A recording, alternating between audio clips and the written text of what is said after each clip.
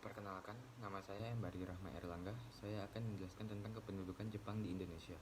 Yang pertama, perkembangan imperialisme Jepang. Pada awalnya, Jepang merupakan negara yang menerapkan politik isolasi. Pada saat itu, persaingan antara shogun dan daimyo atau tuan tanah semakin ketat. Shogun khawatir kekuatan daimyo akan semakin besar. Pada 31 Maret 1854, Komodor Matius Siperi berhasil membuat Jepang menandatangani Perjanjian Kanagawa.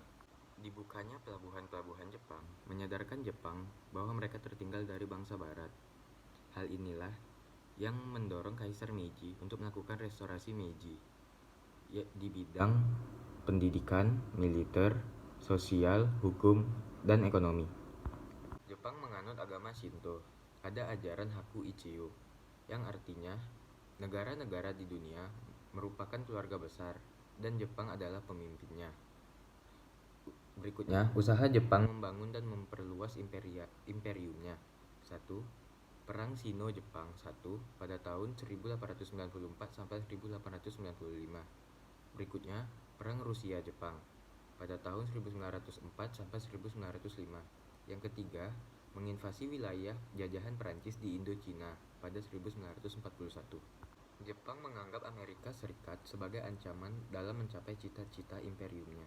Berikutnya, awal pendudukan Jepang di Indonesia. 1. Perjanjian Kalijati.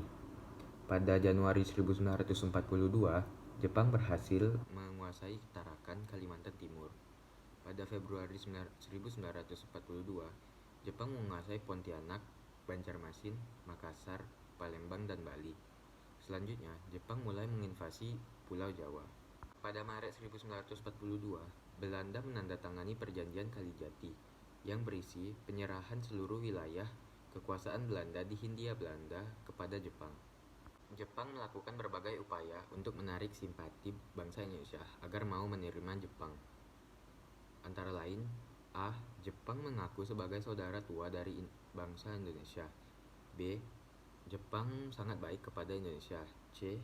Jepang mengizinkan rakyat Indonesia untuk menyanyikan lagu wajib, mengibarkan bendera, dan menggunakan bahasa Indonesia. D. Mengganti semua nama jalan dan bangunan menjadi bahasa Jepang. Dan E. Membentuk gerakan 3A dengan moto Nippon Cahaya Asia, Nippon Pelindung Asia, dan Nippon Pemimpin Asia. C. Kebijakan pemerintah Jepang di Indonesia. 1. Bidang politik pemerintahan, yaitu membagi wilayah Indonesia menjadi 10 keresidenan. 2. Bidang ekonomi. Indonesia dipaksa menanam tanaman jarak. 3. Bidang sosial budaya. Propaganda menggunakan alat-alat kebudayaan. Yang keempat, perlawanan terhadap pemerintah Jepang. 1. Perlawanan kooperatif. 2. Perlawanan bawah tanah. Dan 3. Perlawanan bersenjata. Yang kelima, berakhirnya masa pendudukan Jepang di Indonesia. Yang pertama, janji memberikan kemerdekaan pada bangsa Indonesia. 2. Pembentukan Badan Penyelidik Usaha Persiapan Kemerdekaan Indonesia atau BPUPKI. Ketiga, pembentukan PPKI. Keempat, kekalahan Jepang oleh sekutu. Berikutnya, pengaruh masa pendudukan Jepang terhadap kehidupan bangsa Indonesia. Yang pertama, sosial budaya. Kedisiplinan UPB seminggu 1 kali. Pengaruh masa kependudukan Jepang terhadap kehidupan bangsa Indonesia. Pertama, dalam bidang sosial budaya, yaitu kedisiplinan. Kedisiplinan melakukan upacara bendera seminggu 1 kali. Berikutnya, pada bidang militer, yaitu dengan pelatihan militer dan semi militer.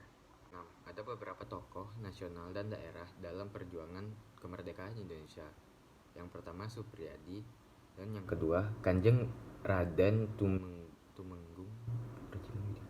Ada beberapa tokoh nasional dan daerah dalam perjuangan kemerdekaan Indonesia. Yang pertama Supriyadi, dan yang kedua Kanjeng Raden Tumenggung Rajiman Widyo Diningrat.